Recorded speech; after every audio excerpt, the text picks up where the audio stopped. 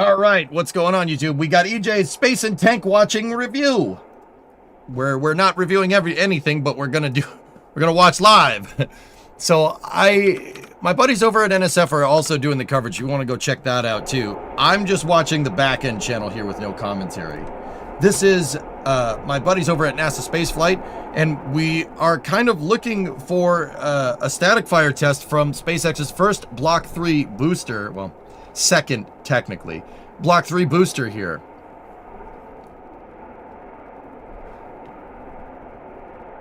Now, you see frost is already accumulated, indicating that they have started this thing. They have started fueling the vehicle with liquid oxygen and methane. Like I said, and we're hoping for a static fire today. We did see some igniter tests yesterday. If you go watch NASA Spaceflight, the tank watching stream from Sunday, which was March 15th. It is 2012, EJ. Hi, Mitch. Hello. So, yeah, actually, I'm gonna readjust. Frost mogged and chill maxing. Don't do that. Don't do that to me. Don't say that crap in here. Come on now.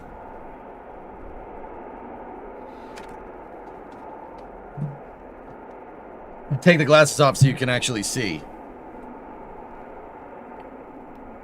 Yeah, well, we'll see. We should be about... Ryan said about 20 minutes from now. Where's the beard? It's ablative. I just went through re-entry. I'm working on a biological regenerative ablator system. Ablative beard or something. Or something. Or something. So let's go.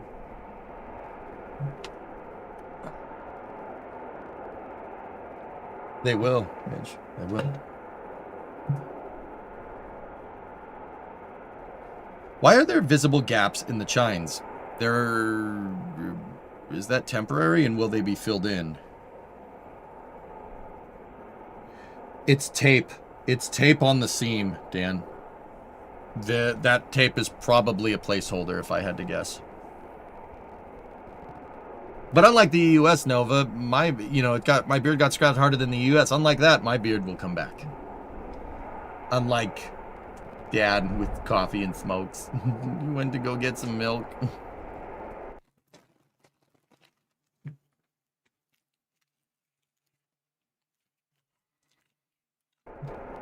That's good.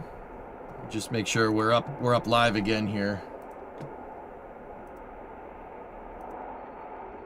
We're to fast forward. Preparing to fast forward. Fast forwarding, sir. Fast forwarding.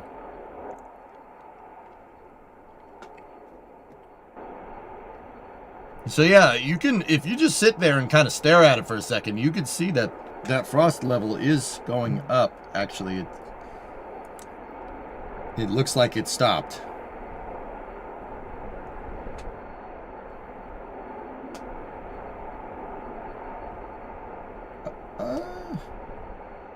No, it's still going. Never mind. Have you stared at it? Marveled at its beauty, its genius. That's the Matrix, dude. Did you know that the first booster, Cerebral, was designed to be the perfect launch vehicle? It was a disaster. Stainless steel wouldn't accept the frost. Entire test articles were lost. No, it's going up. It definitely didn't stop. They're definitely fast filling. It made it to that seam right there.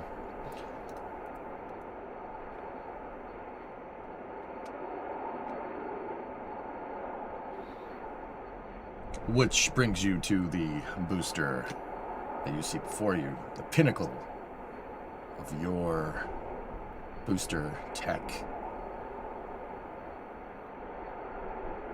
It's the smell. That even is a thing. I love this place. It's the smell. Yep, So they are loading liquid oxygen, and I'm gonna go ahead and assume, and you know, making assume makes you a jerk, chat. That's what it means. That's that saying, right? That they're filling up methane as well. Soon after we see the LOX tank get all the way to full, which would be up here somewhere, you'll start to see frost on the methane tank. They probably are priming them at the same time. They don't absolutely have to be at the same time, filling up liquid methane, so the fuel and the oxidizer. It doesn't have to be at the same time. They just need to be reasonably close to each other. Discovery, go at throttle up. Slackster, 61-month resub. Thank you. What does a rocket smell like, and can you lick it? I don't know. I've never been close to one fueling like that. Can you lick it? I wouldn't.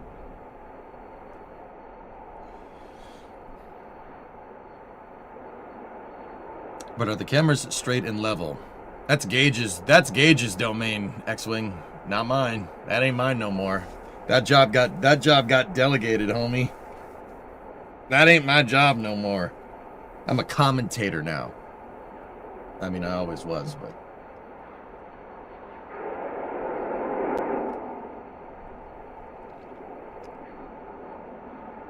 Blame Gage and Caesar. That's right. Yeah, you could lick it. Just like eating lava. It's a once-in-a-lifetime experience. Yeah, I wouldn't do that. Yeah, I wouldn't do that. That's probably a bad idea.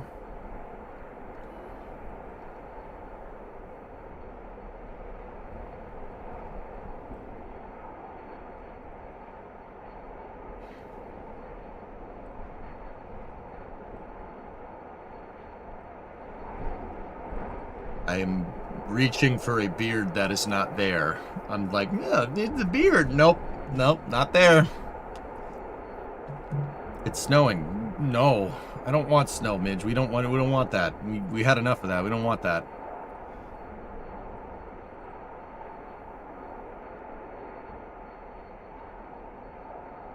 Any idea what Raptor 3 uses as igniters given the orange flash? So, Erudite, I will be 100% honest with you. I have no idea what that was. And I am not going to guess. I don't know. We saw some weird testing from this booster yesterday, guys. I'm gonna go ahead and assume that because, you know, I know enough about this stuff, but I'm not no expert by any means, that it was some type of igniter test. But yeah, there was like big orange flashes coming from it.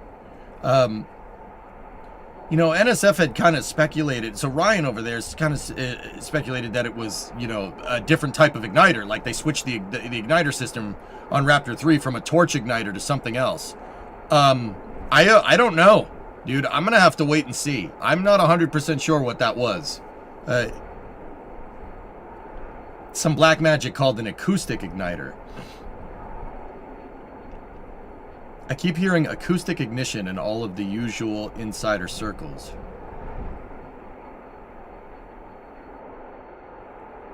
An acoustic ignition. Oh my goodness. Yeah, that's possible. Just got here. Why is the booster leaning? It's not. It's just the way the camera is. That actually, the top right camera doesn't. The Dune camera does not look to be level. Either that or it is leaning and we got a big problem.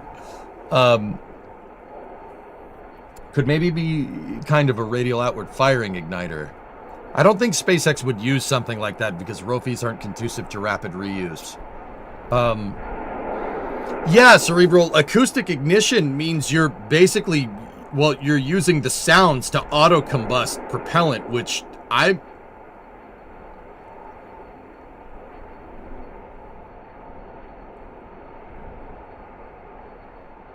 That is the way to,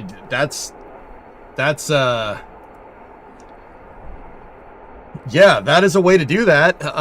You're basically, you're vibrating the propellants to get them to auto combust, which, think about like, so propellants, atomized propellants have a resonant frequency. They do, just like everything else. Like, think about, like, you know, you have the speaker and the wine glass, right? And if they play a sound through the speaker at the perfect frequency, it shatters into a bajillion pieces. But instead of shattering, it blows up. Yeah, which is, I mean, that's a vibe, dude. Literally vibration. That is a way to do that. Sorry, it's not having a beard, you know, younger.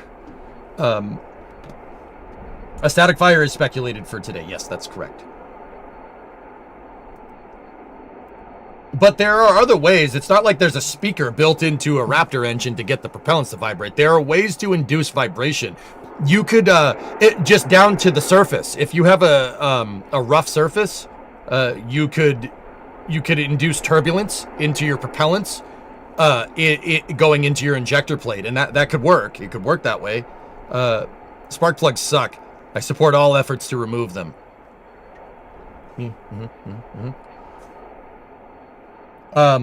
There's ways to induce turbulent vibrations into your atomized propellants. The reason why SpaceX, if they have gone with this, the reason why is because that's removing a part. If you can design the pipe that goes to the injector plate for a Raptor to just auto combust your propellants on the way in, yeah, that means you don't need a torch igniter. You don't need that. That's one less part. An acoustics resonant igniter uses gas expanding through a nozzle to form a sonic or underexpanded supersonic jet directed against the opening of a blind resonance cavity in a central body, setting up a high-frequency sonic resonance which heats the gas within the cavity. Yeah, that's what I mean. Yeah, they vibrate the propellants to get them to auto-combust, which is... They're inducing turbulent flow into your propellant, which is bananas to me. That is like, all right. I mean, that's a way to do it. And with SpaceX's application, that makes perfect sense. Best part is no part. Simplify, add lightness. Who comes up with this? Who comes up with this stuff? Dude, I don't know. Dude, I didn't know. Brother, I didn't know anything about acoustic igniters until last night. Like, I didn't know nothing about that until I saw it. And then I'm like, I need to understand what the hell that means, because nope, don't know what that means, you know. Yep. Is it difficult to reuse acoustic igniters? No, Lev. Knowing SpaceX, they're probably using they probably redesigned a pipe. Okay, this is just an abstract. Guys, just bear with me here. This isn't exactly how Raptor works, but you get the idea. So SpaceX has two power heads on their engines. There's one for methane and one for liquid oxygen. Now, it's a full flow stage combustion cycle. So what does that mean? Picture these two power heads, right? You could call them power heads. You could call them a pre-burner. Pre-burner would probably be a more apt way to say it, like in terms of if we had to fit a rocket term in there. The reason why they call them pre-burners is because they're upstream, proverbially, of your rocket engine, right? So like you have a rocket engine, the nozzle is downstream. Like the fire that comes out the bottom, that's the end, that's the waterfall, that's the end of it, right? And then you go upstream to the fuel tank. So you have the fuel tank upstream, and then you have the rocket engine downstream, right? Your pre-burners are upstream of your rocket engine, of the main combustion chamber, right?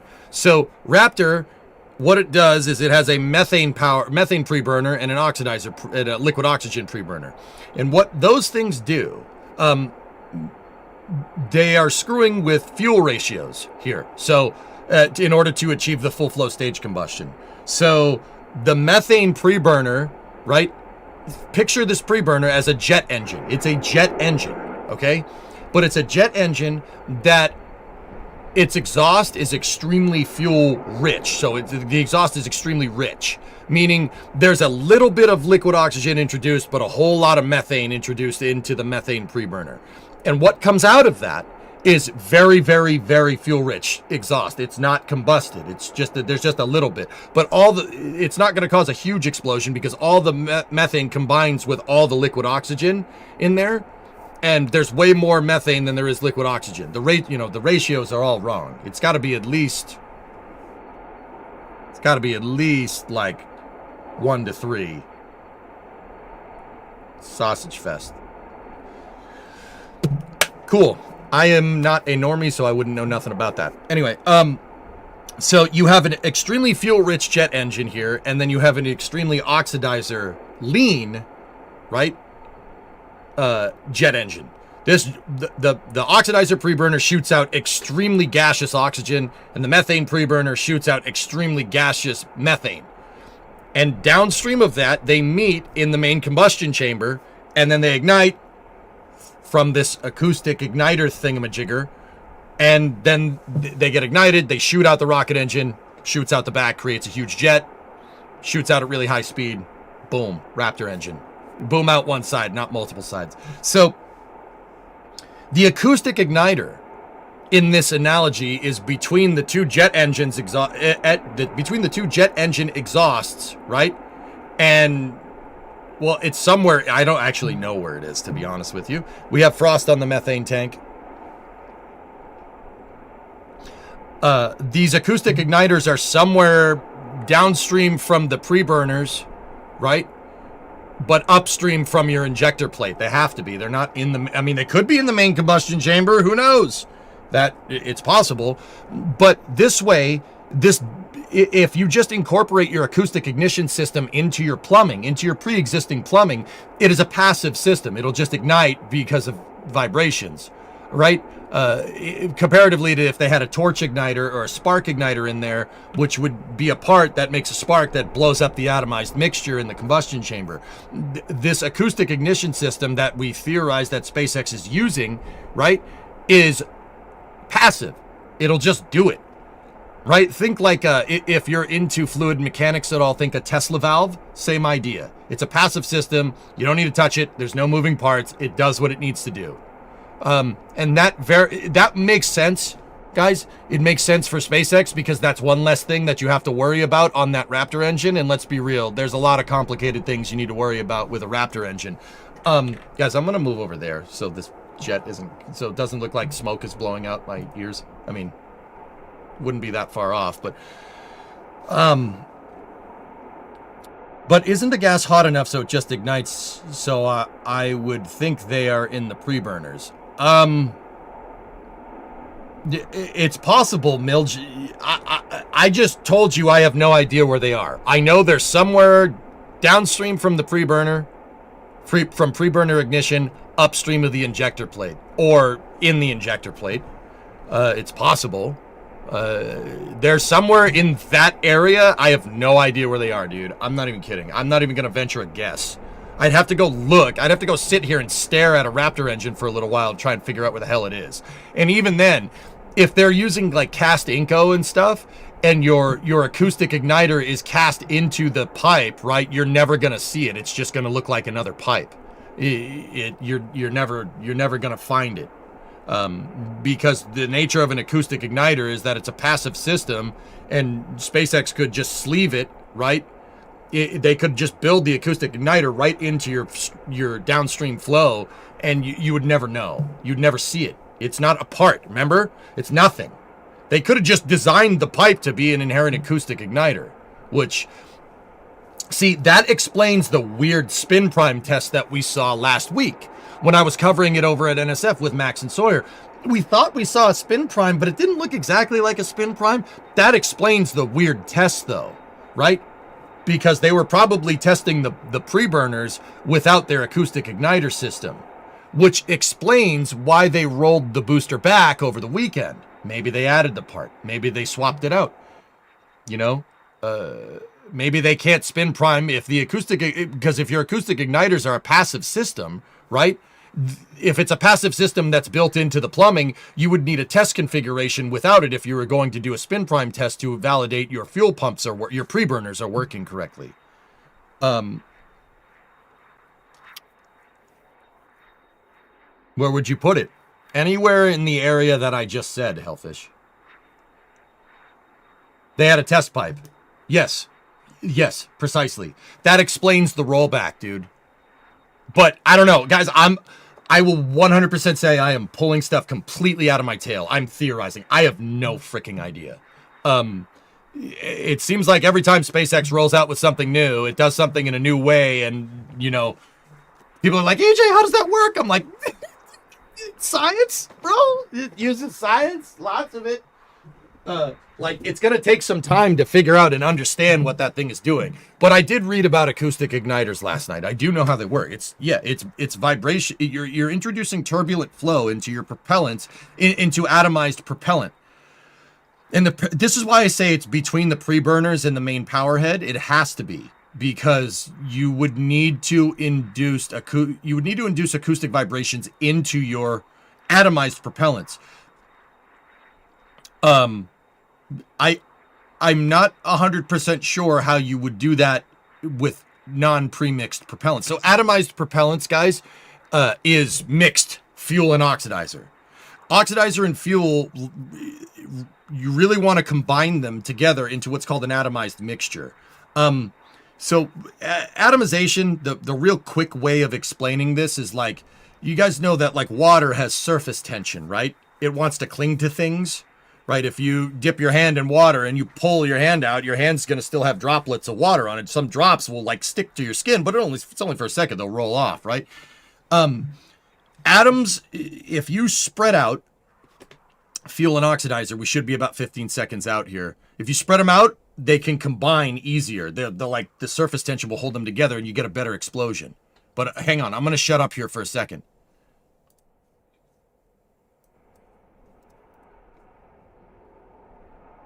Let's see what happens. We're looking for the detonation suppression system to ignite in the top left corner. I don't know, Logan. We'll see. I'm going to guess 2 engines, but what do I know? All NSF's Starbase Live operator cameras are out now, all pointing at the flame trench here. I don't know, Dean. I'd have to read more, dude. I'll get you more on the subject as I read about them.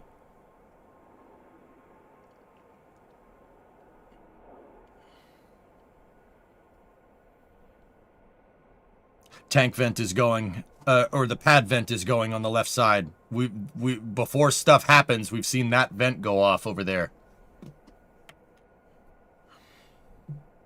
See what I mean?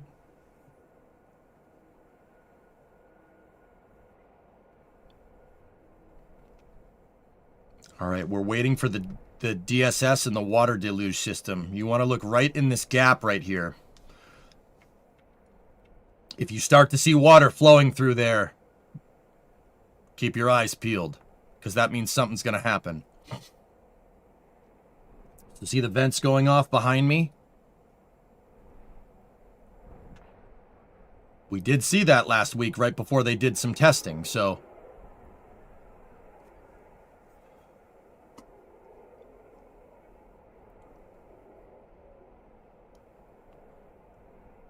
There we go. DSS is on.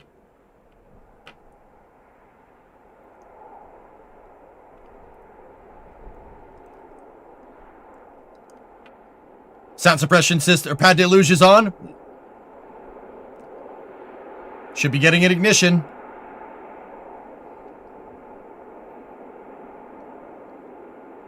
There it is. There's an ignition.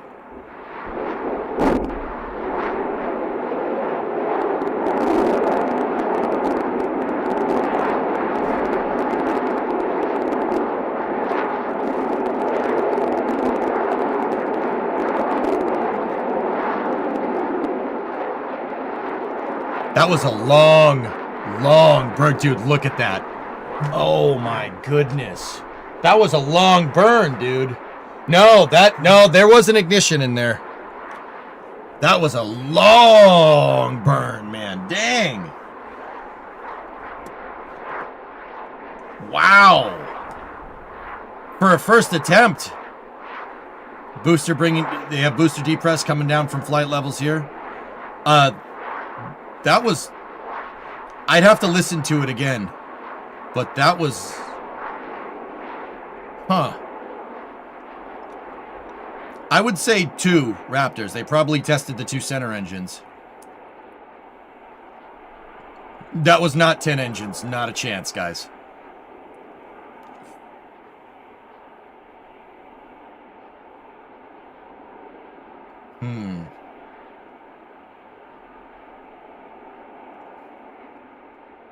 I'm gonna have to back it up. Let me see.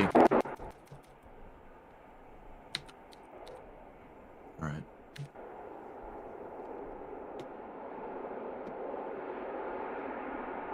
This is the replay. There's an ignition.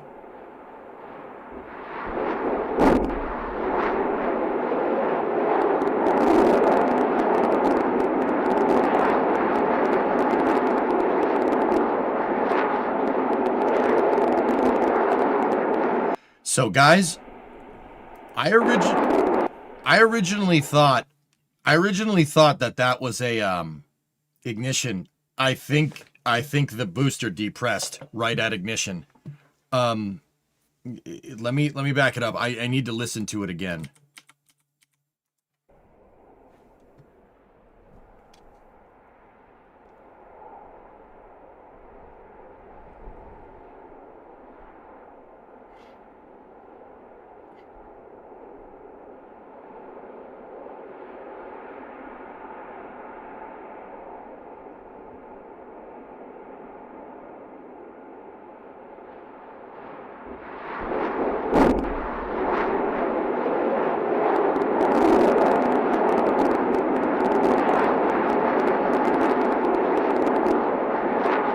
So this camera, the bottom right one is the one that tipped me off here. Watch that camera.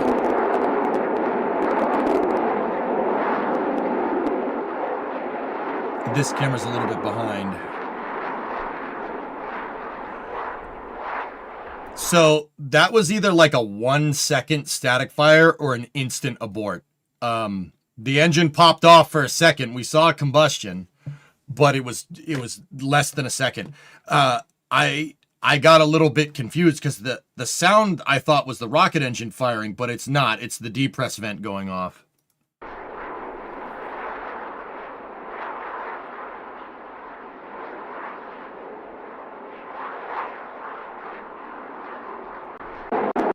I mean, hearing that sound, this sound again during ignition, it sounds like something may have broken. But I don't know. I don't know what to hear for with these Raptor 3s. I have no idea.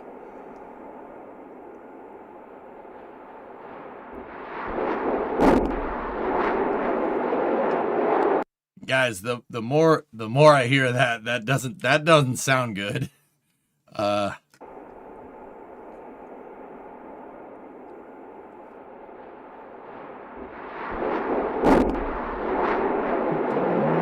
Yeah, that doesn't sound.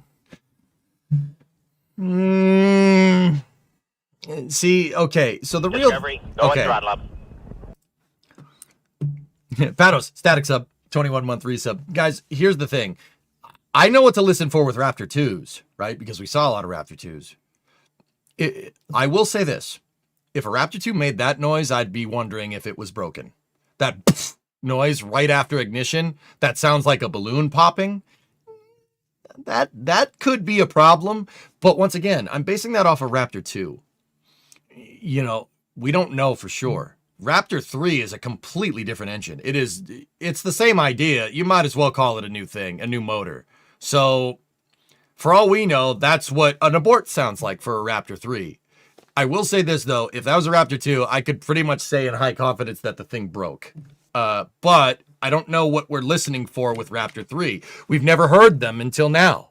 We've heard promo footage from SpaceX, which has been curated to sound good and not like, it's not the actual raw footage. I mean, we do have McGregor, right? McGregor can give us some ideas, right? But McGregor is, I'll admit, I've never heard that. I've never heard that noise.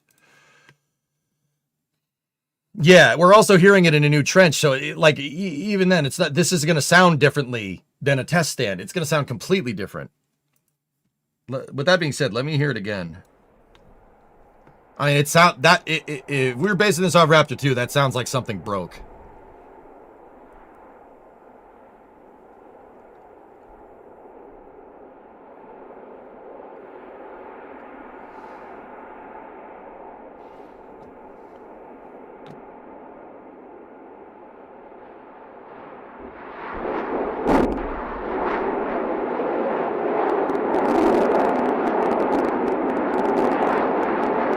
See, the depress vent immediately goes. It immediately goes off there, dude. So watch down here. This is really easy to see. You'll see the gases start to accelerate, or the steam start to accelerate out the deflector, right? And when it gets out to here, and then it kind of stops. Watch that camera on the right.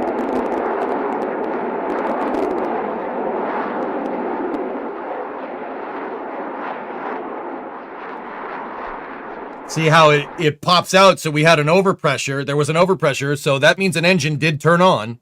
An engine absolutely turned on. For how long, though, and what happened after it turned on, that remains to be seen. Yeah,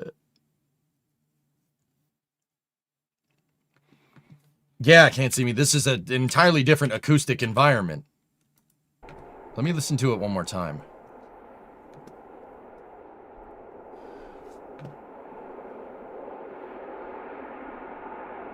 More steam on the right side. That just could be that the engines that they ignited were on this side erudite.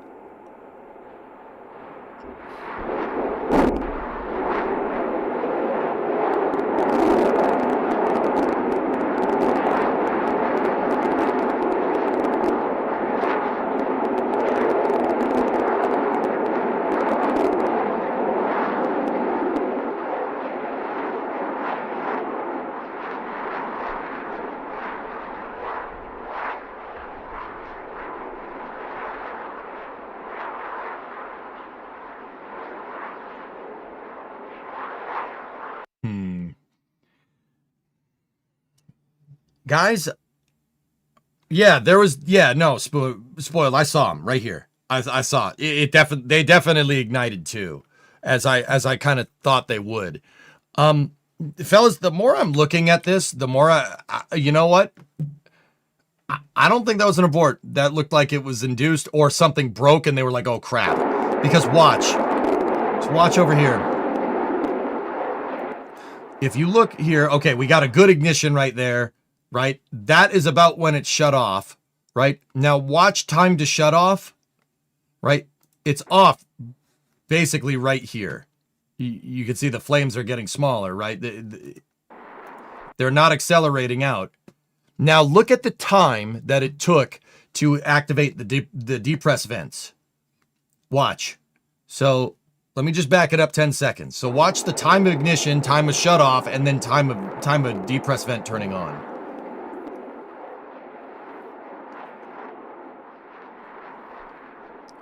So engine is off. 1, 2, 3, 4, 5. The depress vent took 5 seconds to turn on. In the event of an abort, I don't think it would have taken that long. I'm just theorizing. Like, once again, this is a brand new booster, brand new design, brand new engine. Let's go back over to live. I am not entirely sure that wasn't on purpose. I don't think that was... Now, once again, here's the thing. This is so difficult right now because I'm basing what I know off of the Block 2 and the Block 1 starships. Block 1 starships we've seen abort, and when they abort, the depress vents turn on right away. Like, not 5 seconds after. They turn on right away. Like, it's instantaneous, right? That wasn't instantaneous. Those vents came on 5 seconds after post-ignition. Like 5 seconds exactly. That sounds sequenced to me. Meaning that's on purpose. Yeah, but I don't know. You don't depress the vent right away to prevent propellant bouncing and fluid hammering. Yeah, you say all that, but that's not what we saw with the earlier versions. Once again, it's hard to say. Spoiled. I'm saying that it's hard to say it, and you're saying no, it's not. Which is funny to me because nobody knows anything about this unless you've been handed information that you shouldn't be privy to. Yeah, it's hard to say.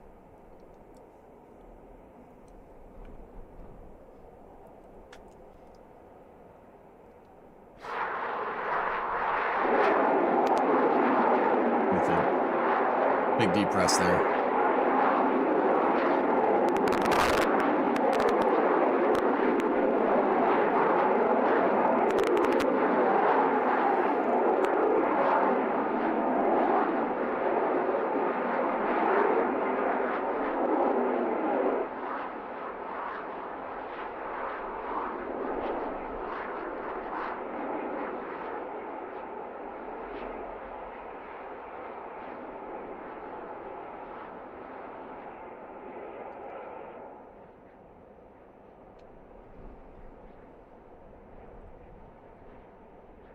it's hard to, dude. I don't know, man. I'm thinking about this. Like,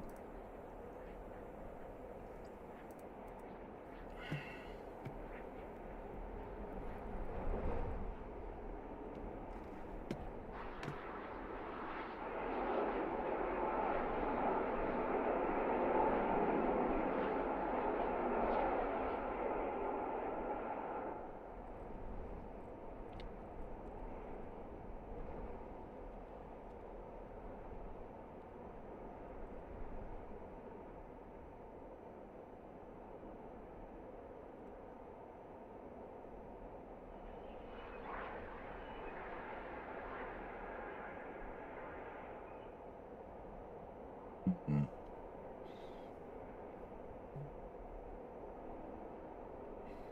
What is the back channel theorizing? You want me to? Let me see. Let me see.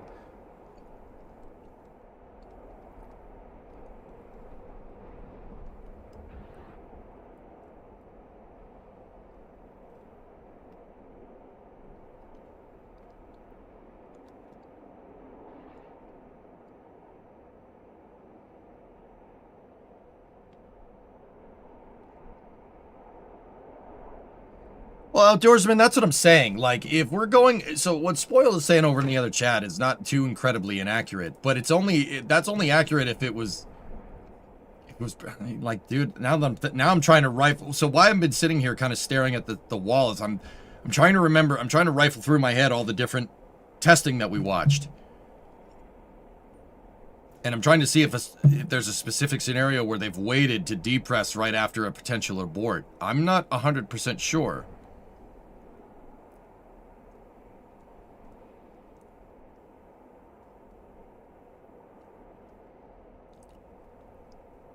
Crazy thought, but what if they were not trying to fire the engine, but a full throttle test that combusted in the trench? I mean, the trench that's full of water, MREX? It'd be difficult to find the ideal conditions for combustion in a stream full of water. But, once again, you don't know for sure. It's hard to say. Like, I'll be honest with you guys, like, I'm not sure. And I'm okay with saying, I usually am like, oh no, I'm pretty sure that that's what this is. I don't know. I don't know for sure. There's really not enough conclusive tank watching data that we have on the Block 3 boosters. Like, you know, if I had the telemetry in front of me from SpaceX, I could probably point to you and tell you what happened, but I don't. Right? Like, we haven't seen a lot of tank watching here with the new stuff. So you kind of have to relearn this. Like, all of my theories here are based off of what we have seen from the previous versions of Starship. And once again, this is a new pad, new booster, new Starship design, new engine design. Everything is different. This might as well be a new vehicle. Yeah, you're basically starting from scratch with timings and data and everything. Yeah, it didn't blow up. Yeah, that's good.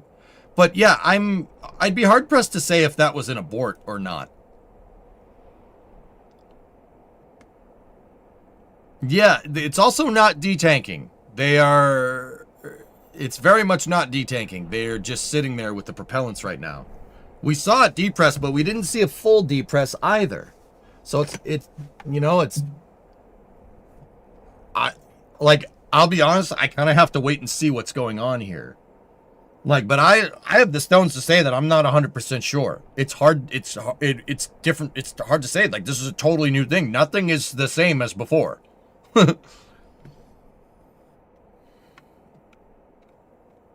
Now, there is precedent here. One time SpaceX went to do a static fire and they did test quick recycling with a booster, if I'm remembering, or no, maybe that was a Starship.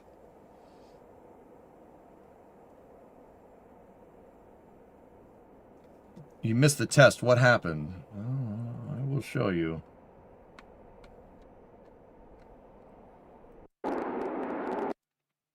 Watch.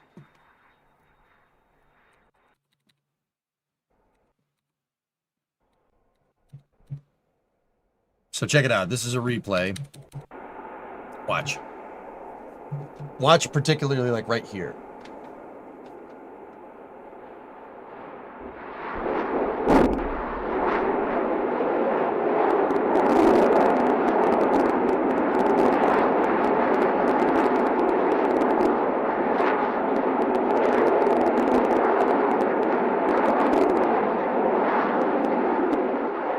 Yeah, that was with a Starship. That was on a suborbital test stand, Spoiled, now, if I'm remembering correctly.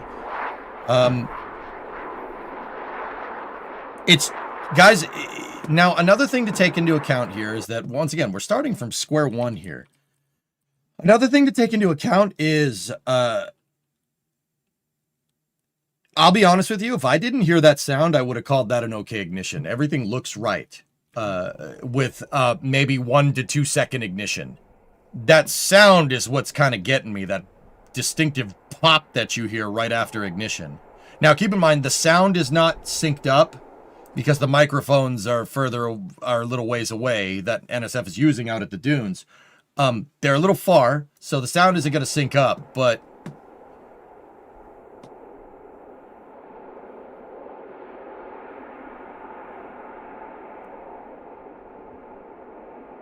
that noise... that.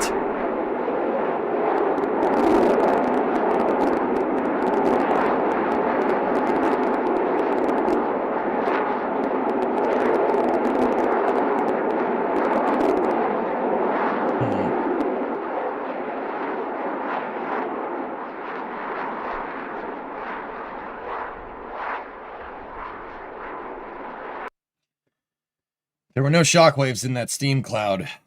I mean, people keep saying that, like, what, the shockwave, is that indicative of an ignition? That looks pretty shocking to me.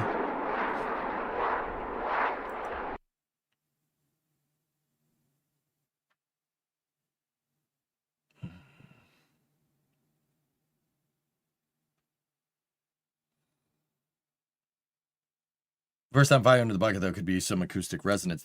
Yeah, Jasper, that's really where I'm at, dude. We don't know what a shutdown sounds like here. There's no way to say it. Everything is theory until we see another one. Here, back it up one more time.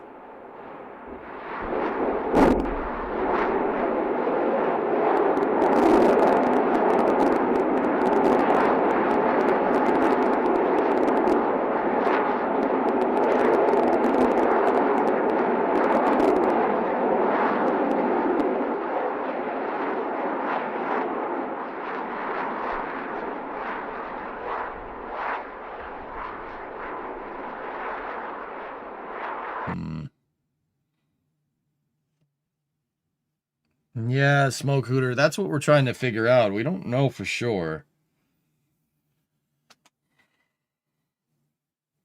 I looked at the LabPyday stream and I didn't hear it. Yeah, NSF got it with a camera. But yeah, we don't know what that pop is. Like I said, if I was watching this, it looks like they fired up the engines for just a split second. Like maybe 1 or 2. I'd say 2, right? But if I listen to that sounds like something broke. But if you just look at it, it looks fine. That looks like just a really quick ignition. But it also really depends on what SpaceX was trying to do. If they were trying to do a quick 1 second ignition on 2 engines, then this test went great. If they were trying to do a 5 second test on the engines and they fired for 1 and then the thing aborted, well, that's not so great.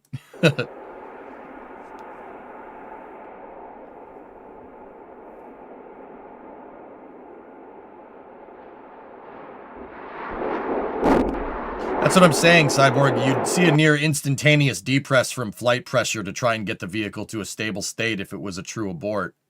But then again, Starship is just so different. It's just so different to anything, right? It's hard to say.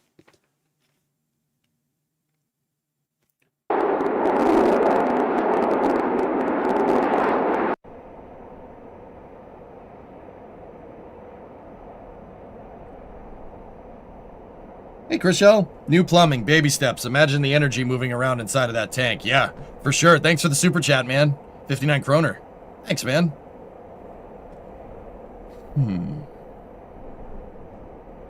This is back up to live right now.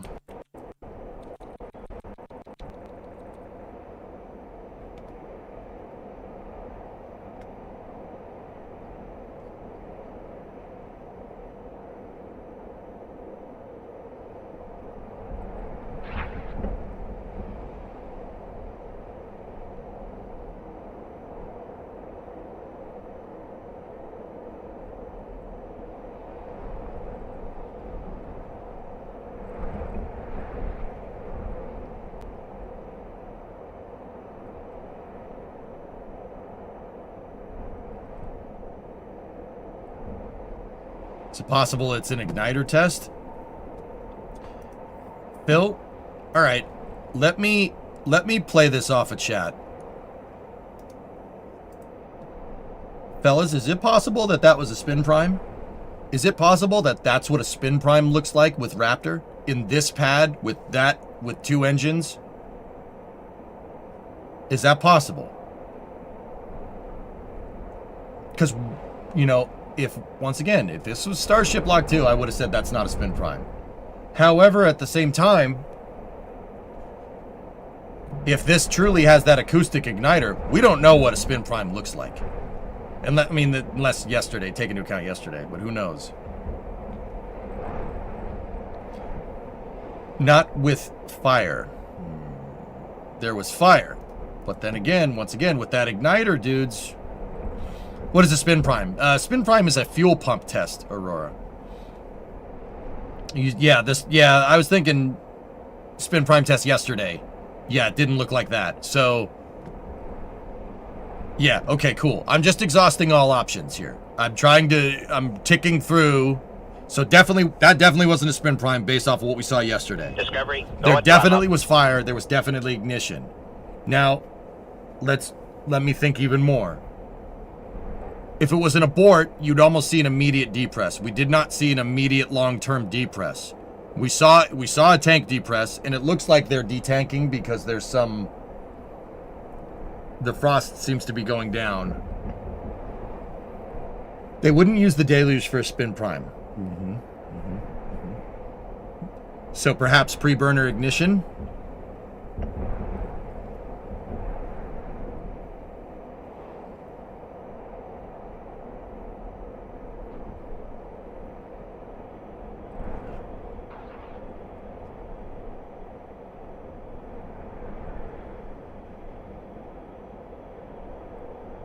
What are the NSF guys saying?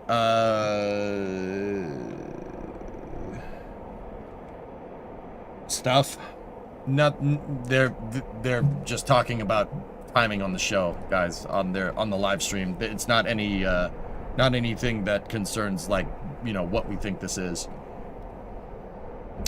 The main thing I've seen vent slower are COPVs. You don't want to collapse the liner. I guess you don't want to collapse any tank.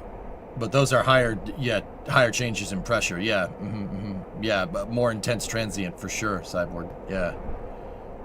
If it was a pre-burner ignition, what would be the point of that? Testing them in a group, Dean. That has been my biggest prevailing theory for why they're doing the testing the way that they are. And I believe that all this super heavy testing centers around testing Raptor engines, testing Raptor 3s in a group. Because they don't have a test stand that can test 3 of them or 2 of them right next to each other. No, he said that he thought it was a startup abort. I would not rule that out, username. 2 prevailing theories right now is that it's a startup and an abort, like immediate, but the depress not going right away definitely raises some questions. Or a 1-second ignition just to pop the engine, just to see if you get good ignition, and then shutting it off immediately. It's one or the other. I would say that's reasonable, a reasonable assumption at this point, that it's one or the other. Either an ignition and immediate abort, or a 1-second ignition on 2 engines and immediate shutdown. You know, abort notwithstanding, the 1-second and immediate shutdown does make sense to me, because once again, You wouldn't, there's 10 Raptor engines on this thing. You wouldn't want to just sit there and try to fire all 10 of them right off the bat, right?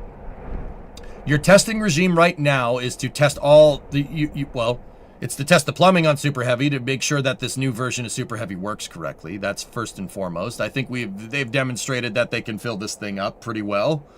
I think that's kind of ticking off boxes. So what do you do at that point? What do you do from there? You incrementally move up in your engine count for all different phases of the Super Heavy flight test regime, right? And usually with reusable vehicles, right, you would start at the end of its flight regime.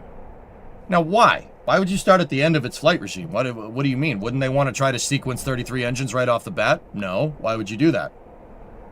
That's great. You get all 33 engines working, that's fine, right? But if you don't get 2 engines working for some reason, and yes, the 33 engines working is not the same as 2. Totally different. Totally different flow going through the vehicle, right? Totally different flow rates, different fuel amounts, etc., right? You would test the landing burn, the chopstick catch burn first. That's what I would do. Think about it. Every reusable vehicle, Dragon, Space Shuttle, Falcon 9, every single one of them, what did they test first? When SpaceX was trying to land the first stage of Falcon 9, what was one of the first things that they tested? Grasshopper. Who remembers that? Going up and down. Being able to test the throttle sequence difference on a Merlin to be able to do a precise landing. Then there was F9R Dev 1, F9R Dev 2, right? They tested landing first. Now, they had the benefit of being able to test Falcon 9 on ascent in expendable mode first, but my point is that once they decided to pursue reusability, right, they started with landing. The space shuttle is the same way. What's the first thing they tested with the shuttle? Who knows their history? They tested landing first, because if it can't land, who cares? The rest of it is useless if the shuttle couldn't touch down on a dry lake bed after being lopped off the back of a 747. Who cares if it makes it into space? Because if it can't land, it's useless, right? Starhopper, great example with Starship program itself. There you guys go. First thing they tested was to be able to freaking land the thing. So if it was me, I would want to start with landing burns. 2 engines, 3 engines, then 5 engines, right? Test their engine out capability that they were talking about. Then go up to 13, then go up to 33. Now, SpaceX is probably going to figure out a way to use analysis and the test. They're probably going to try to find the way to do that with the least amount of testing, because you don't want to just incrementally go 1, 3, 5, 7, 9, 12, all the way up to 33. That's going to be a big testing regime. You don't want to do that. You try to find the tests that are going to cover the most bases with the least amount of testing. But then again, SpaceX is using iterative design, so you never know.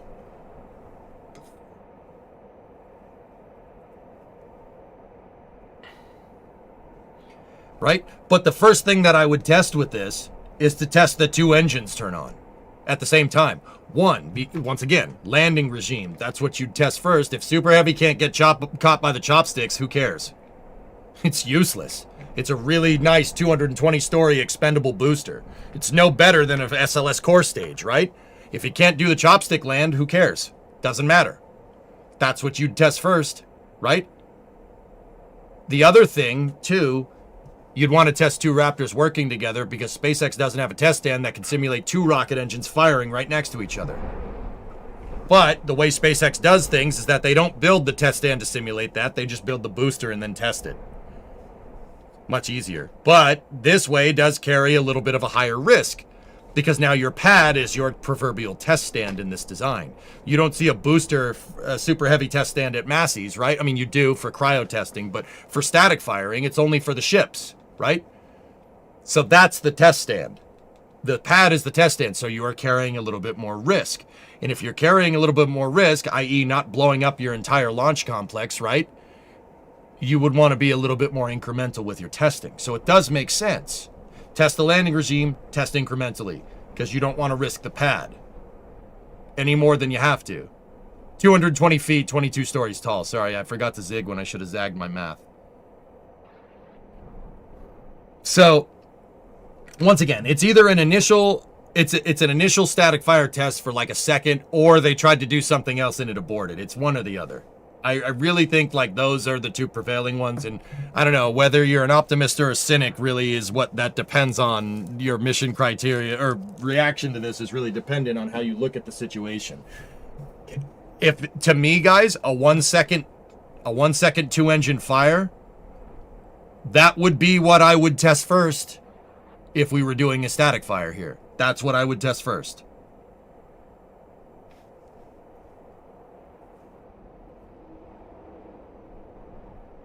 Right? Yeah, either way, you're going to get good data clop. Yeah, you're absolutely. So an abort necessarily isn't a bad thing here. Because every time you abort, you're inadvertently testing your control systems. So if it was an abort, this abort certainly wasn't detected by a human, right? The abort wasn't detected by a human. The computer found it and then stopped the whole thing. Hello. The computer found it and then stopped the whole thing. So it was this auto sequencer abort. Well, to use space shuttle terminology, that's not what their sequencer is not called an auto sequencer. That's shuttle terminology, but that would be the analog, right? Between the two things. The avionics caught whatever that abort was. A human is not gonna be able to see a split-second change in telemetry during ignition. The computer caught it. So that's a test of your control systems engineering to make sure that your abort criteria was the right abort criteria. Yep, something is okay. Now, another thing to take into account. That is tape on the booster flapping in the wind. Something came off. Or something's hanging. Now,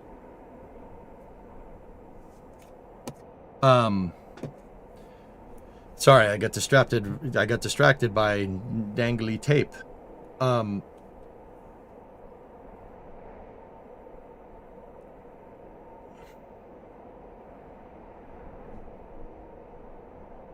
Yeah, Daytal, that's what I'm saying. Yeah, that sounds right. Dave was dangling before the static fire. Doesn't mean it's any less distracting. Jeez. Exactly, that's exactly what you would do. Yeah, Losky, yeah, exactly. That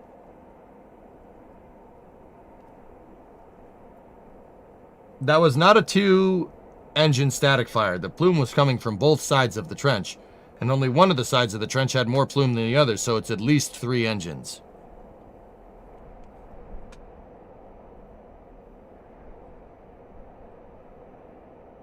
Lev, that sounds right in theory, but I'm going to disagree. Just because the engines are on one side of the diverter doesn't mean that you're not going to get overpressure on the other side. With that being said, with that all being said, yeah, you might be right. Look at the shuttles when a space shuttle takes off, right? The 3 engines are on one side of the diverter and the SRBs are kind of on the other side. Even when the SRBs ignited, you still saw some overpressure coming out of the shuttle side of the diverter, right? So that's not entirely true. It's possible the jet from 2 Raptors did expand enough to be able to be ejected out of both sides of the trench. It's possible. Once again, everything is a guess, dudes. Like, we don't know for sure. I mean, an educated guess would be, like I said, 2 things that we can really kind of hone in on. It was they either went to test it and it aborted, or they did a quick incremental 2 or 3 engine test just for a second, just to see if it would work.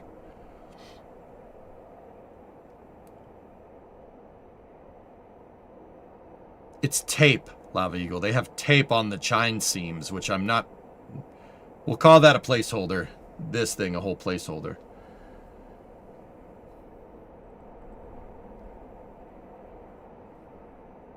Yeah, the finalized design will probably not have tape. Incremental processes too.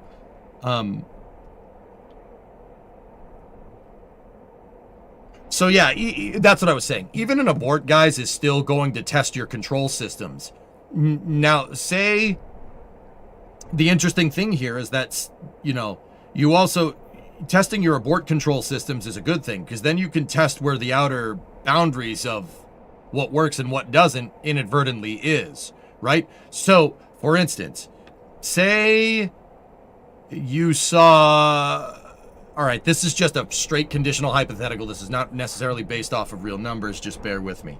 Say the computer, they sequenced 3 engines, right? 2 of them started up at 300 bar chamber pressure, perfect. And the other one started at 305 bar chamber pressure. And that 305, the fact that they all weren't exactly equal, right, would cause the abort. Now, it's going to take some time, but perhaps in the future, SpaceX figures out that a 5 bar difference in chamber pressure is not going to affect performance. Maybe they figured that out from flight data or something. You can change your control parameters. You can change it to the computer to say, oh, 305 is fine. There's a nominal range of combustion chamber pressure that you can get at. Now, once again, these are made up numbers, completely made up. I highly doubt anybody would look at a 5 bar difference in chamber pressure and be like, yeah, that's fine. But just an example. Like, an abort test is still a good test of your control systems to see if the nominal range, so like the upper and lower arrays on your control systems are good. Yeah. Either way, what I'm trying to tell you is that even if it's an abort, it's still good data. It's still a good test. You learned something. And the booster is still in one piece, which means the control systems did what you wanted them to do if it was an abort. If it was an abort.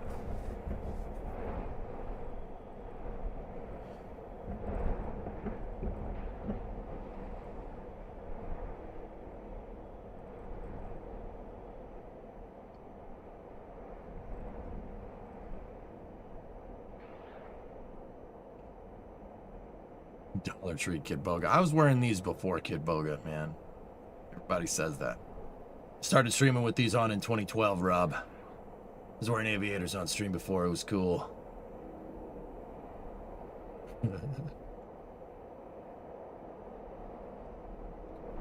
Sam, it's one or the other. They either did a single engine, or not single engine, a single second 2 to 3 engine static fire, or they tried to sequence an ignition and it aborted immediately. It's one or the other. You're still doing it before it's cool.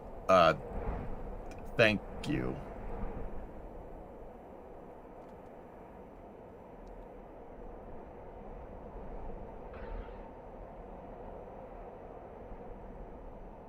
It was 2 and it should have been 3. I'm not really sure how some of you guys could speak with such conviction about this. Unless you're being told privy information. I purposely don't go asking people at SpaceX what happened. I don't like doing that.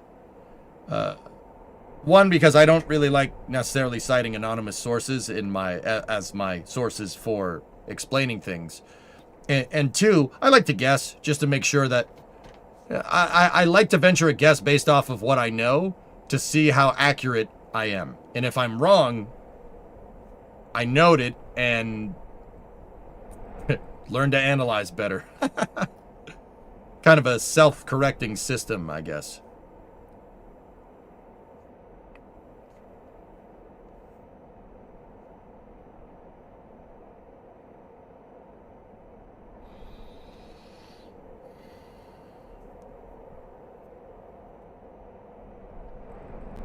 Yeah, Foz, I don't want to do that. I'll call Elon personally and have him yeah, all right. Sources say that EJ doesn't like to say sources say. You're not getting that from a secondary source or even an anonymous secondary source. It's a primary source because it's me, Entropy. I don't like doing that. There's your primary source. So it's not sources. It's a primary source from EJ himself saying he doesn't like to do that. Learn how to sauce things correctly, man. Jeez. And then make me a roux while you're at it. And maybe some spaghetti bolognese. I'm hungry. No? Alright, cool. I'll make it myself. You saucing right now? Oh yeah, Grav? Did you learn it from the internet, or...?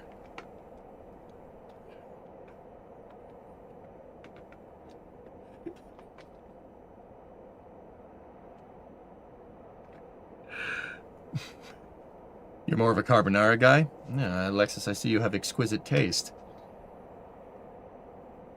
Are you really EJ? Because EJ had a beard. I don't know. Maybe I'm EJ's evil twin. Listen, Linda. EJ underscore South.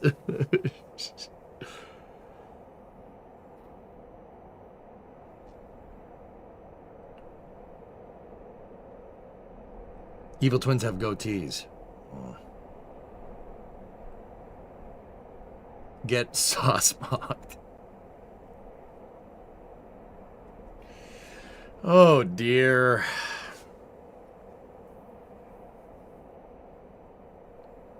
EJ sauce a saucer sauce.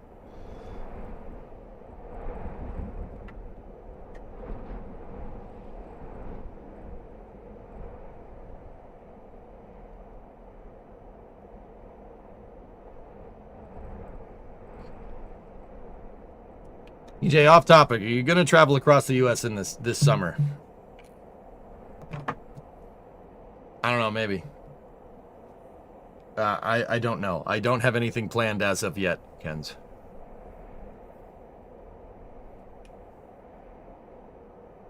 Are there vents on the chines? Yes. The anti-EJ. He thinks that canceling the shuttle program was a good idea to make way for better things, such as continuous construction. Oh, God. That timeline, that EJ from that timeline sucks, gamer. That guy would be poo-poo. A drone is out? I don't see anything. Drone in the bottom left camera. Oh, yeah, I see it. I don't know if that's a light from Starbase. From the tower. Oh, no, there it is. Yep. Right there. It's in the flame trench. Huh.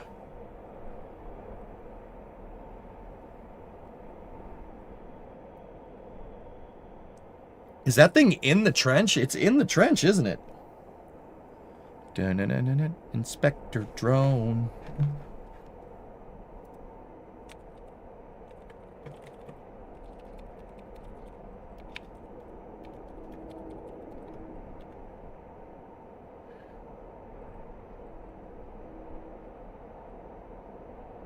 See mod that they haven't detanked?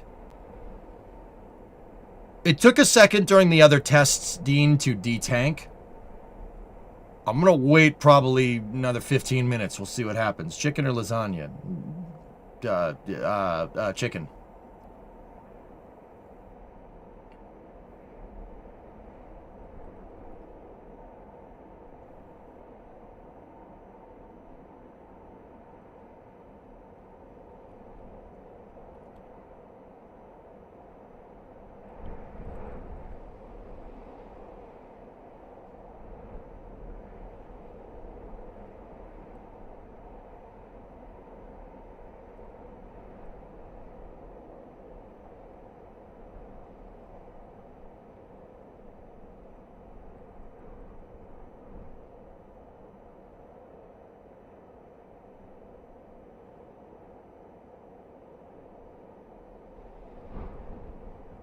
You would think that they would have the cameras all in there and ready.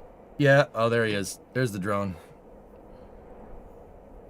I mean, Wisp, yeah, the engineering camera, sure, but you got to think that the drone is something that you can fly in there and you can get an angle on anything. All the cameras that are in there are most likely not pivotable. Either that or they're using a wide angle on purpose. But yeah, the drone can get you an angle on anything. My guess is that they use the drone when they can't. They use the drone in a place where they can't necessarily put an engineering camera, you know? Or they just got an angle on one or the other. Now, it's very interesting to me, once again, that they'd be inspecting those engines, Wisp.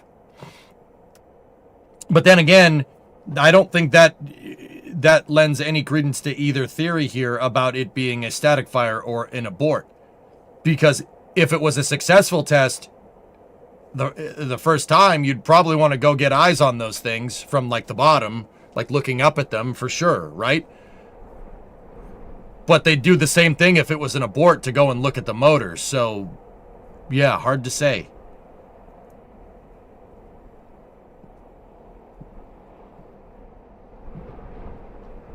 I doubt it, Erudite. The gases didn't come fast enough out of the trench for 10 engine ignition, in my opinion.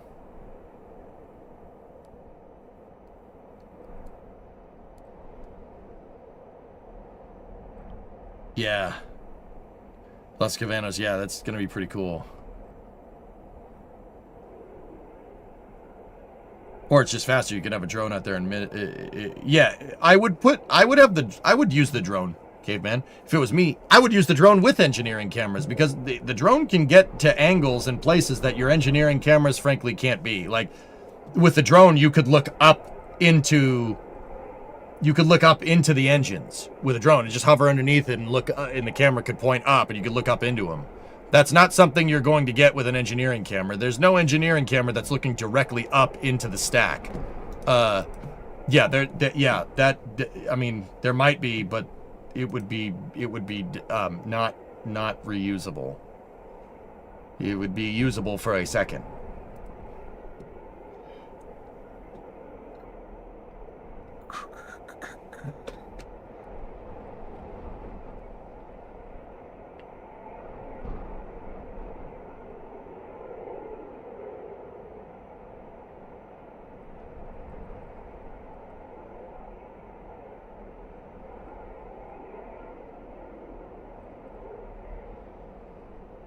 So once again, guys, we did see something happen here.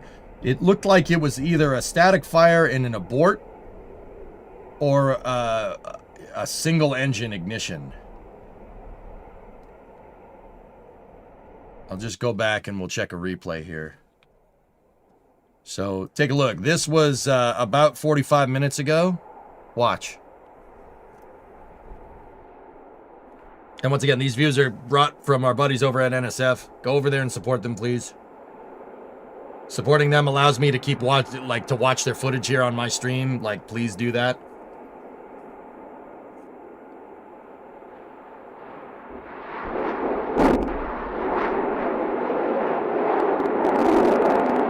Yeah, that camera is out of sync. All of them are. Not all of them are exactly the same. It's because of the latency of the connections from all the cameras in different spots. Some cameras are hooked up on a hardline connection. Some aren't.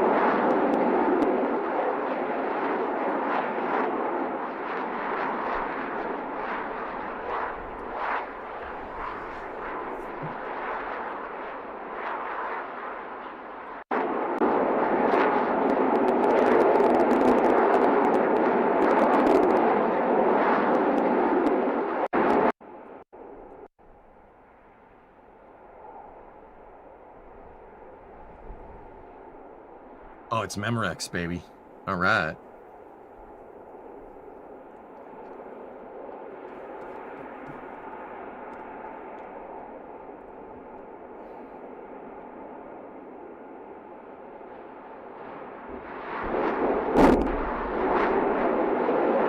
It's the pad deluge system turning on, MREX.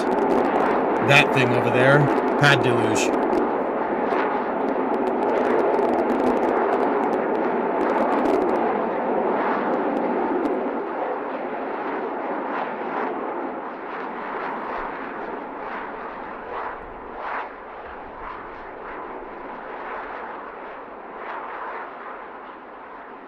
Yeah.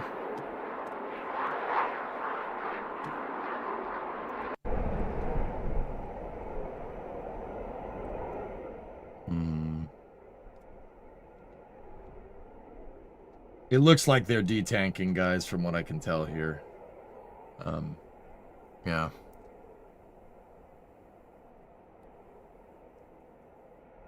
NSF is reporting that the detanking would be over half done. That's why I said I wanted to wait 30 minutes, or another little bit of time, Mayor. Like, it is going down, but it looks like it's not going down at the rate that it was going down when I was doing the tank watching over on NSF side last week.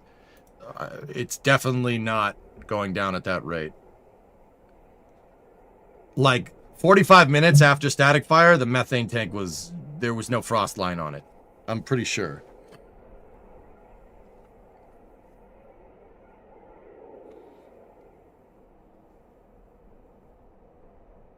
Yeah, Sam, but we don't know with Raptor 3. That's always been my thing, dude. Like with Raptor 3, you don't know. You don't know what a shutdown sounds like. We haven't heard it. I mean, we've heard McGregor live, right? But this is a I mean, this is a totally different pad, totally different acoustic environment with a detonation suppression and a pad deluge. Now, don't get me wrong, SpaceX's test stands at McGregor do have systems like this, but it's nothing like what you see on the screen. So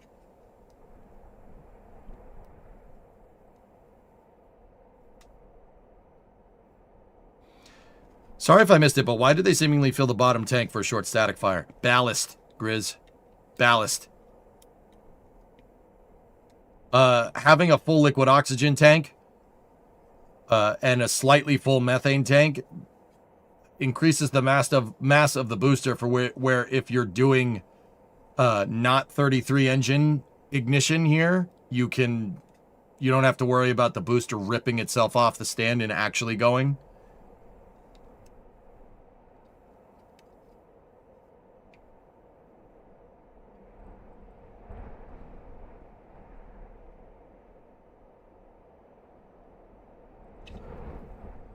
The white on the tanks is not indicative of the actual methane or LOX level.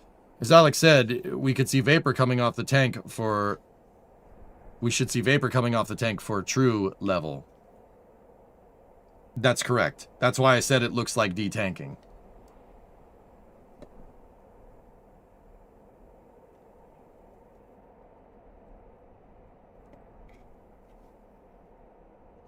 But the frost is not going down nearly as fast, which is very interesting. Well, I want to stick around and I want to watch here for a second.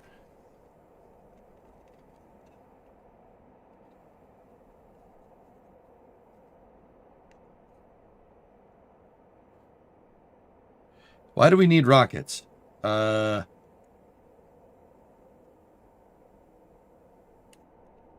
a vital piece of logistical transport for our civilization, similar to a train or an airplane or an automobile or a bicycle. I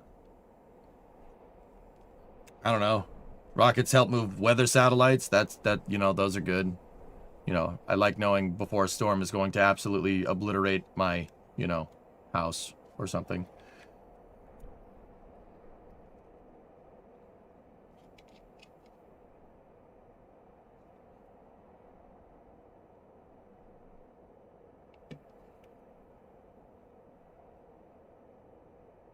GPS, another good example, yep.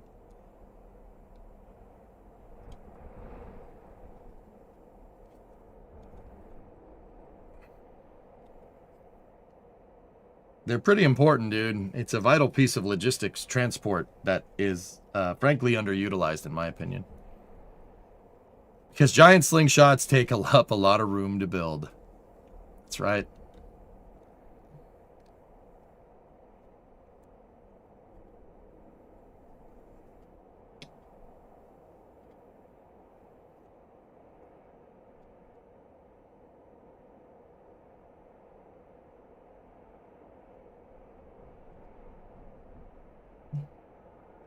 I just want to stick around here and we'll see what happens.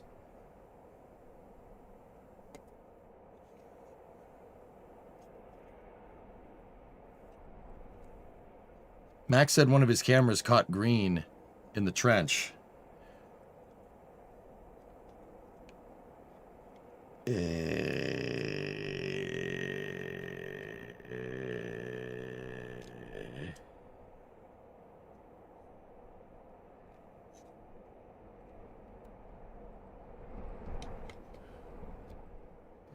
Well,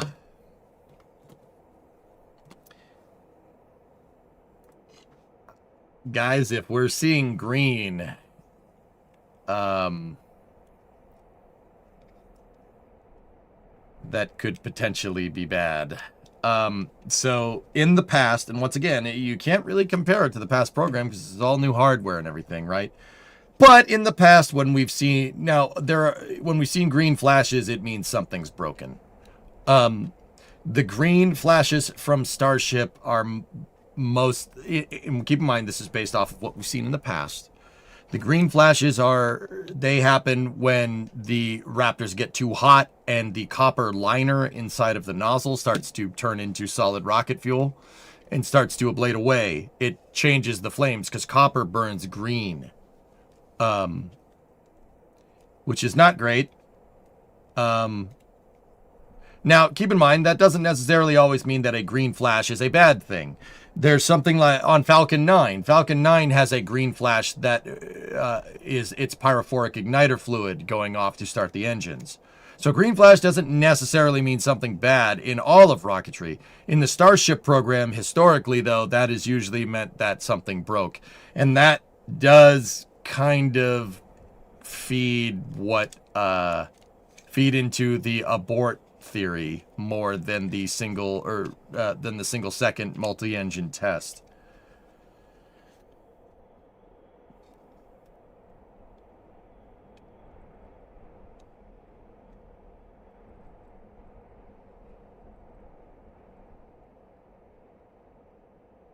But I don't know. I haven't seen it myself. I'd want to see it myself before we get any further.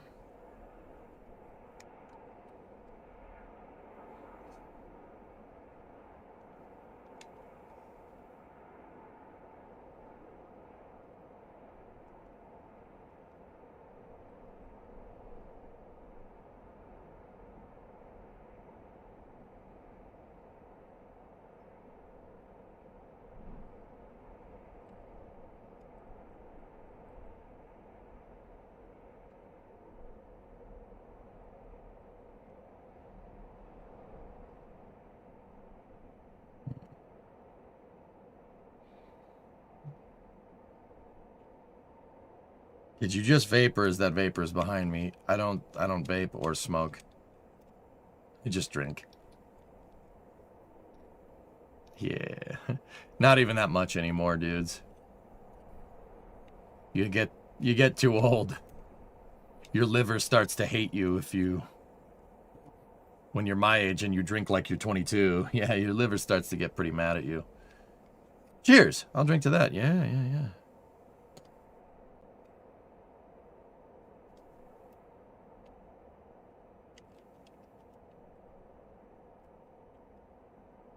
Yeah, gamer, for sure. With that being said, I'll probably grab a pint of Guinness for tomorrow.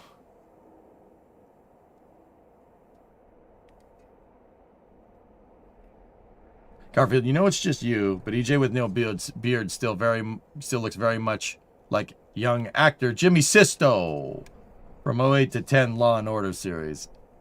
I didn't watch Law and Order, so I wouldn't be able to tell you, but all right, cool. What's tomorrow? St. Patrick's Day. I'm in New England and it's St. Patrick's Day. It's basically a law. You have to have a Guinness. Like it's just basically a law. You started drinking Foster's because of the Bathurst 12-hour. All right. Hey, boo. So stream plan post take watching. Here's the plan. I don't have one.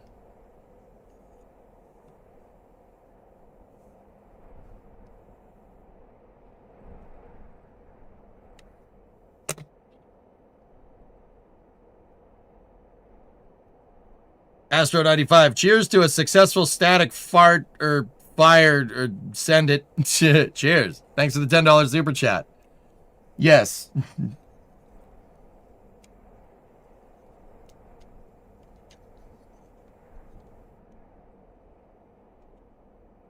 Yeah, boo. I'm not on camera leveling duty. I haven't been on camera leveling duty in a long time, so yeah.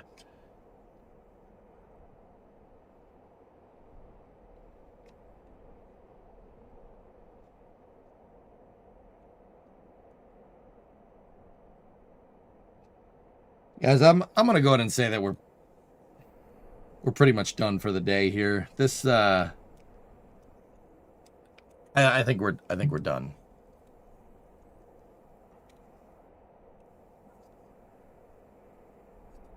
Now you want a Guinness? Yeah.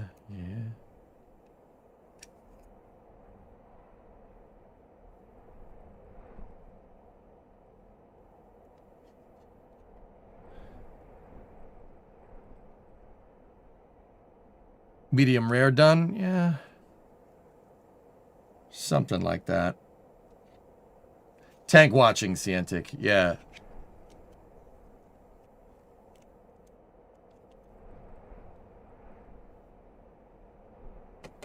Go for KSP load.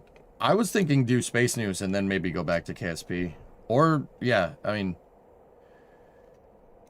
I need to get up to speed on what's going on in the industry.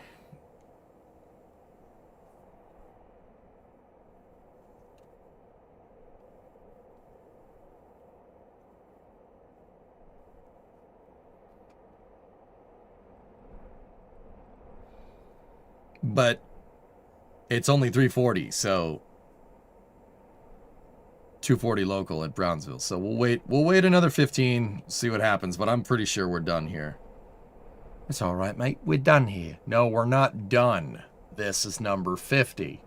You got a problem, take it up with Kalitri.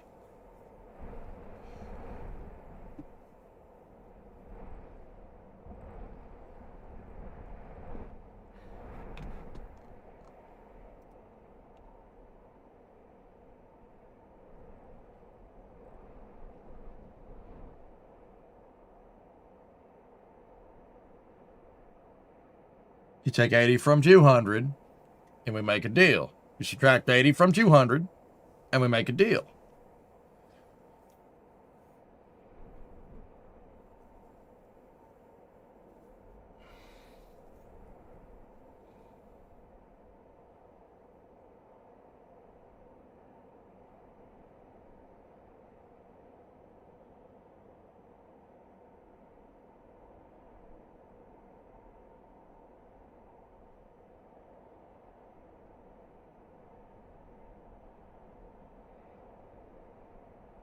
Kill him. Shred the car. Yeah. That poor Mustang, man.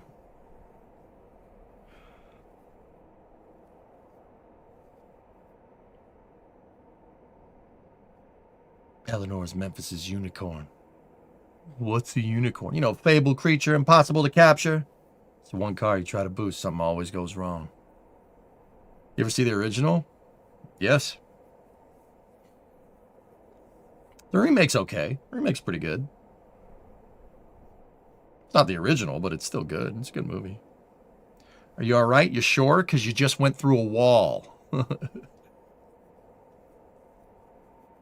By the time you get out, man, everyone's going to be, we ain't going to have cars. Everybody's going to be driving around in spaceships. That's going to suck. Drove one off the Long Beach Pier once. Oh, now you guys are making me want to do car stuff. Man, we can't. No, we gotta. Damn it. Flip one on the freeway. He drove one off the Long Beach Pier once. You did this. I didn't do this. You did this.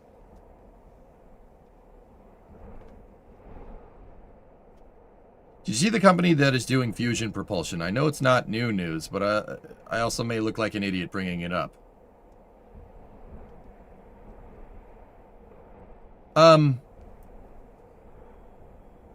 Yeah, Boo, I don't know. We'll see. We'll see where that goes. We'll see where it gets us.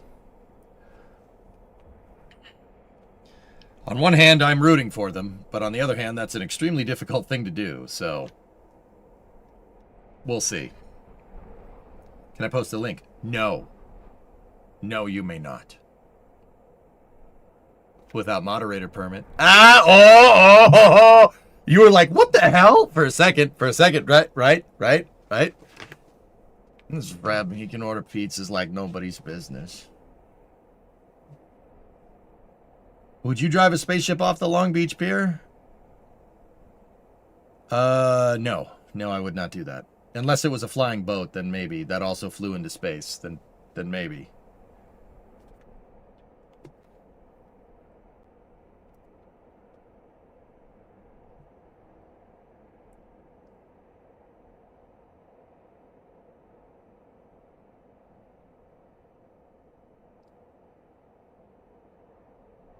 The Sunbird fusion rocket from Pulsar Fusion. That's 3D renders are cheap, boo. That's all I'm saying. Like I said, that's an extremely difficult task. I'm not saying it's not solvable. We'll see. What are we watching?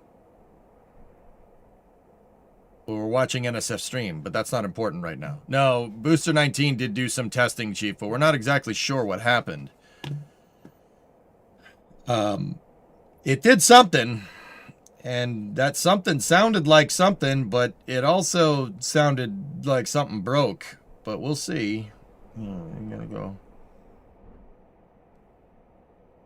back over here. Here. So this is a replay.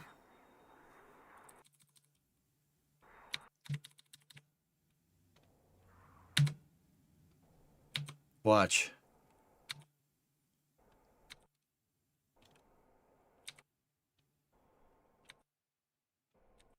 I'm getting to it.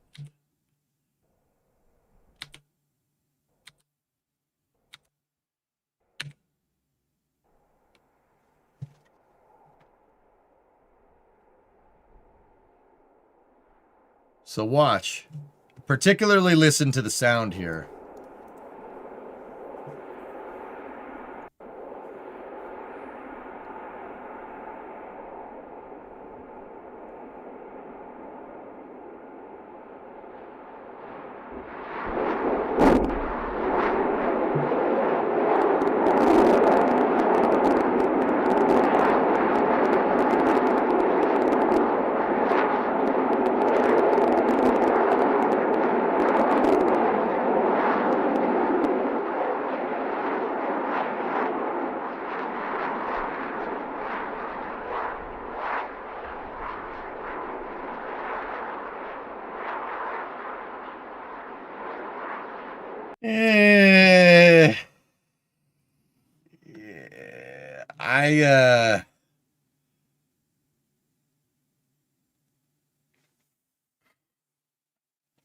Guys,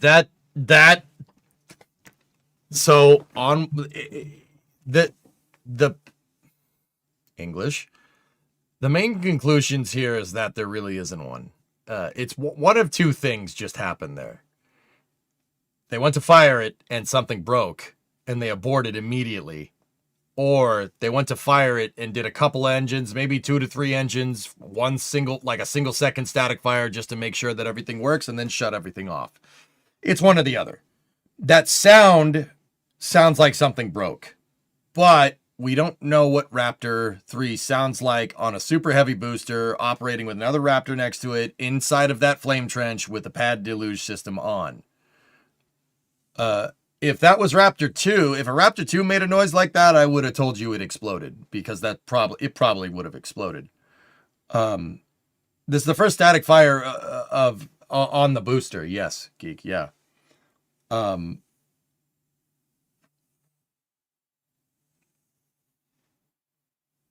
Check the SpaceX Raptor 3 video, the 6-minute one, and then compare the startup and start. The sound on those are super curated. It's not just raw sound later like it is on the live stream, so it's hard to compare. I mean, the things we know. The booster didn't blow up. They are detanking. So something worked or something didn't. It's one or the other, guys. It's not like anything in between. All right, Lost. See you, buddy.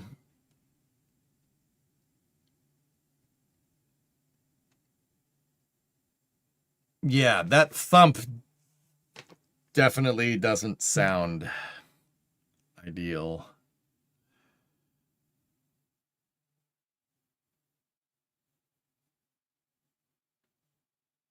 If the fire was a little green, could it be from wires that was not saved?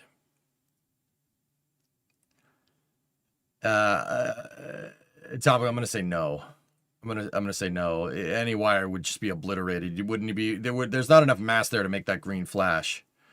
Are we getting a Battlefield 6 Flame Trench special this weekend? People seem to want that, so I guess we will. I'll talk to the guys and we'll see.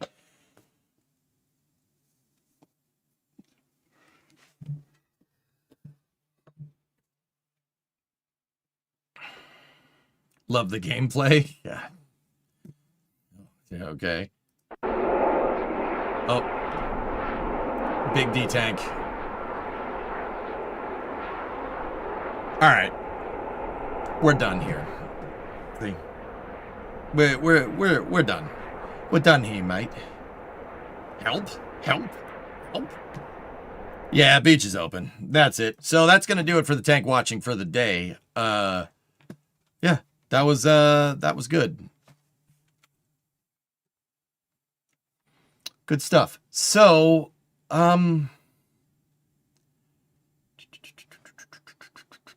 should look into getting a server for BF6. It would allow more people to join. No. No. No. No, I'm good. I have too much on my plate to do something like that. I'm not going to look into that at all, Dino. No offense, dude. I just figure a more definite answer now would probably be better. You enjoy the tank watching? Yeah, I'm on.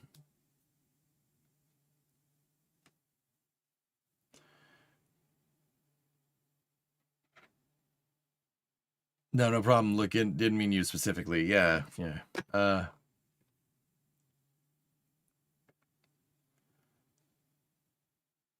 You enjoy EJ watching the tank. You enjoy watching EJ watch the tank. Yeah, it's a good time. I don't know. We should do Space News, but we should also do KSP. I think it'd be better to get back into a habit of doing Space News on time. The problem is that Space News, I really try to start Space News around 5 Eastern, and it's 4 Eastern right now.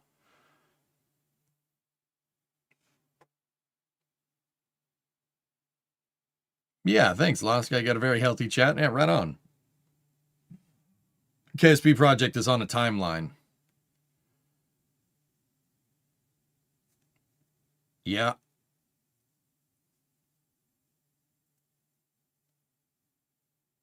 Yeah, I think I'm going to opt for a longer Space News today. So let me take a quick break. I got to poop. Just thought I'd let you know. No, I'm going to go. I have a meeting in the bathroom with my toilet. I don't know why I keep making this joke. It's still funny to me. I don't know, whatever. So I'm going to go take care of that, and I will go grab something to eat, and then we'll probably start Space News around 4:30. So on YouTube, we'll have probably a 30-minute loss of signal, and then I'll be back for the Space and Rocket review. And we will go through all the links that we need to. It's a business meeting. It's a transactional meeting, Chief. But it's not necessarily a business transaction, but it's a transactional occurrence. Can you keep us updated from the toilet? No, I will not. I will do nothing of the sort. It's a deposit. It's kind of like banking, you know? Kind of like banking. You make a deposit. I gotta go. All right. So I hope you enjoyed the EJ Space and Tank watching review.